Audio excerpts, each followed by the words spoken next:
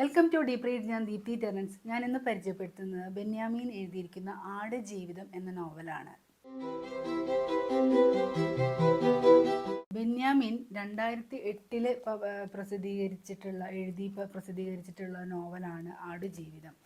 ഇപ്പോൾ അതിൻ്റെ 150ാം പതിപ്പ് എന്നൊക്കെ പറഞ്ഞിട്ട് ഒരുപാട് ആഘോഷങ്ങളൊക്കെ ഉണ്ടായി. അപ്പോൾ ഞാനിത് പ്രത്യേകിച്ച് എടുത്ത് വായിക്കാൻ കാരണം ഇതിൻ്റെ സിനിമ വരുന്നത് കൊണ്ടാണ്. ഞാൻ ആ കഥ ഒന്നും കൂടി നജീബിൻ്റെ ജീവിതത്തിലേക്ക് ഒന്നും കൂടി എത്തി നോക്കാമെന്ന് വിചാരിച്ചിട്ടാണ് ഞാൻ ഈ ബുക്ക് എടുത്ത് വായിക്കുന്നത്. അപ്പോൾ ഇത് വായിച്ച സ്ഥിതിക്ക് ഞാൻ എന്തായാലും എന്നാൽ ഒരു വീഡിയോ ചെയ്തേക്കാം എന്ന്. നമുക്കത് ഏതൊരു മലയാളിയും എന്താണ് ഒരു വീട്ടിലെങ്കിലും ഒരു പ്രവാസി ഇല്ലാത്ത വീടുകൾ മലയാളികളുടെ വീട്ടിലുണ്ടാവില്ല. അപ്പോൾ അങ്ങനെ പ്രവാസികളുടെ വിഷമങ്ങളും ഒക്കെ മനസ്സിലാകുന്ന തരത്തിലുള്ള ഒരു നോവലാണ് ഈ ആടുജീവിതം എന്ന് പറഞ്ഞത്. അപ്പോൾ അങ്ങനെ എല്ലാ മലയാളികളും ഒരു മലയാളത്തിൽ വായിക്കാൻ താല്പര്യമുള്ള ഏതൊരു വ്യക്തിയും വായിച്ചിട്ടുള്ള ഒരു നോവലാണ് ഈ ആടുജീവിതം എന്ന് പറഞ്ഞ നോവൽ.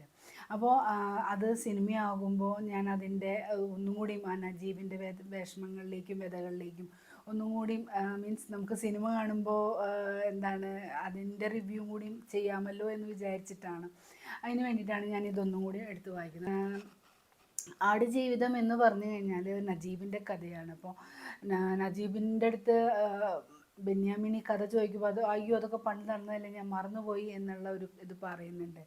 അപ്പോൾ ആ മറന്നുപോയെങ്കിലും നജീബുമായിട്ട് പലവട്ടം സംസാരിച്ചിട്ടാണ് ബെന്യാമിൻ ഈ നോവൽ എഴുതുക. അപ്പോൾ ഇത് നജീബിൻ്റെ ആത്മകഥ എന്ന് പറയാൻ പറ്റില്ല. ഇതിനകത്ത് എഴുത്തുകാരൻ്റേതായ ഭാവനയും കാര്യങ്ങളും കൂടി കൂട്ടിച്ചേർത്തിട്ട് നജീബിൻ്റെ ആ വിഷമങ്ങളും വ്യതകളും ഒന്നും കൂടിയും വെറുതെ ഒരാൾ നമ്മളുടെ അടുത്തൊരു കഥ പറയുമ്പോൾ നമ്മളത് ഒരു സാധാരണ ജീവിതം എന്ന്, അല്ലെങ്കിൽ അയാളത് അനുഭവിച്ചല്ലോ എന്നുള്ള ഒരു സങ്കടം മാത്രമേ നമുക്ക് തോന്നാറുള്ളൂ. അത് ആരുടെ ജീവിതമായ അയാളുടെ എത്ര സങ്കീർണമായിട്ടുള്ള എത്ര വിഷമം പിടിച്ച ഒരു കഥ കേൾക്കുമ്പോഴും നമ്മൾ അയാളുടെ അനുഭവം കേൾക്കുമ്പോൾ അതൊരു എന്താണ് അയ്യോ സാരമില്ല പാവം എന്നേ നമുക്ക് തോന്നുള്ളൂ. പക്ഷേ ഈ നോവലിൽ അത് ആ എഴുത്തുകാരൻ്റെ ഒരു ഭാവനയും കാര്യങ്ങളും ഒക്കെ കൂട്ടിച്ചേർത്ത് ആ നജീബിൻ്റെ വിഷമങ്ങളൊന്നും കൂടിയും എന്താണ് നമുക്ക് മനസ്സിലാവുന്ന രീതിയിൽ അതിത്തിരി എന്താണ് ഒരു സാഹിത്യപരമായിട്ടൊക്കെ പറഞ്ഞപ്പോഴാണ് നമുക്കത് ഉള്ളിൽ തൊട്ടതും ഒക്കെ നമുക്കത് ഏറ്റവും ഇഷ്ടപ്പെട്ട നോവലായി മാറിയതും ഒക്കെ അങ്ങനെയാണ്. അപ്പോൾ ഇതൊരു നജീബിൻ്റെ ആത്മകഥയാണെങ്കിലും ഇതൊരു നോവലാണ്. അപ്പോൾ ആ നോവലിൻ്റേതായ ഇമോഷൻസും കാര്യങ്ങളും അല്ലെങ്കിൽ അതിൻ്റെ ഘടനയും ഒക്കെ ഇതിനകത്ത് വരുന്നുണ്ട്. 2008 ഈ നോവൽ ആദ്യമായിട്ട് പബ്ലിഷ് ചെയ്തിരിക്കുന്നത്. ഞാനപ്പോൾ തന്നെ ഒരു 50 പതിപ്പുകൾ പിന്നിട്ടപ്പോൾ വാങ്ങിച്ച പുസ്തകമാണിത്. ഇത് ഗ്രീൻ ബുക്സ് ആണ് ഇത് പബ്ലിഷ് ചെയ്തിരിക്കുന്നത്. ഇത് 155 രൂപയാണ്. ആടുജീവിതം ഭയങ്കരമായിട്ട് റിവ്യൂസും ബുക്കുകൾ വായിക്കുന്ന എല്ലാവരും അന്നും പ്രശംസിച്ച ഒരു നോവലാണ്. കേരള സാഹിത്യ അക്കാദമി അവാർഡ് ലഭിച്ച നോവലാണ്.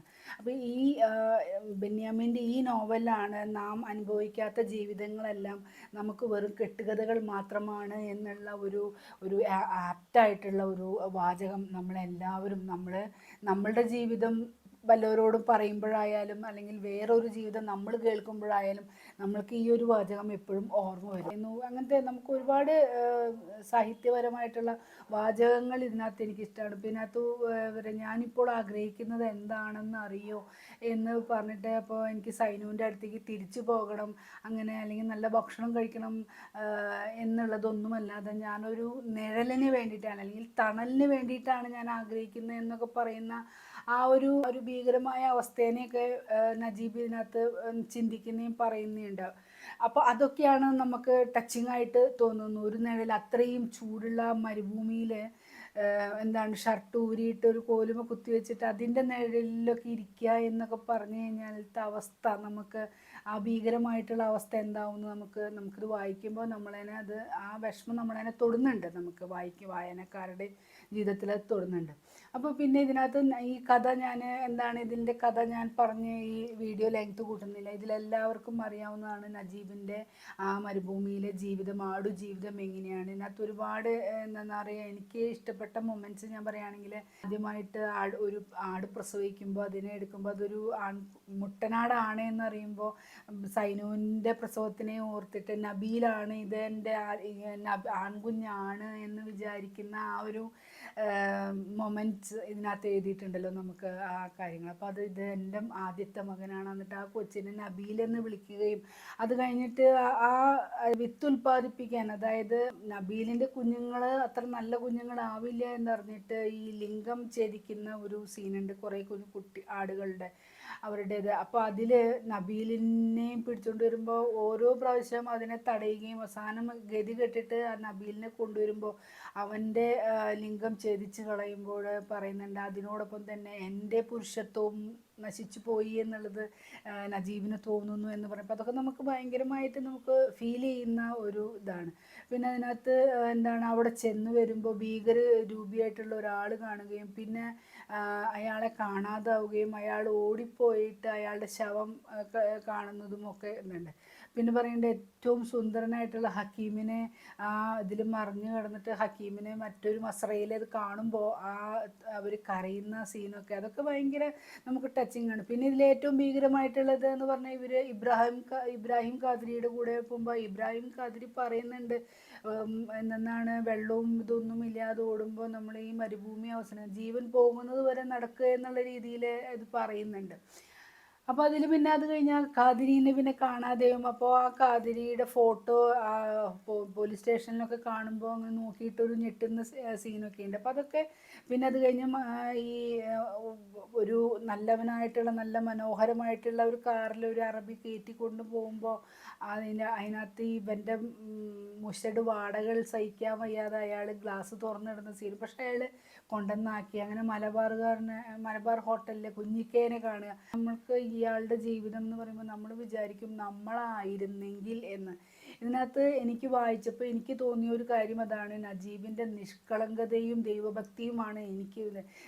ഞാനിപ്പോൾ വിചാരിക്കും ആ നേരത്ത് അങ്ങനത്തെ ഒരു അവസ്ഥയിൽ ഞാനായിരുന്നെങ്കിൽ ദൈവത്തിനെയൊക്കെ മൊത്തം തെറി പറഞ്ഞിട്ടുണ്ടാവും, എന്തിനാണ് എന്നെ ഇങ്ങനെ കൊണ്ടുവന്നേക്കണേ എന്ന് പറയും. പക്ഷേ ഇതിനകത്ത് ഓരോ എന്താ പറയുക, എന്താണ് തോക്കിലും അർബാബ് വെടിവെക്കുമ്പോൾ ഒരു ആടിച്ചാവുകയും അപ്പോൾ അതിൽ പറയില്ലേ എന്നെ അതിൽ നിന്ന് രക്ഷിച്ചല്ലോ എന്ന് നജീബ് ചിന്തിക്കുന്ന.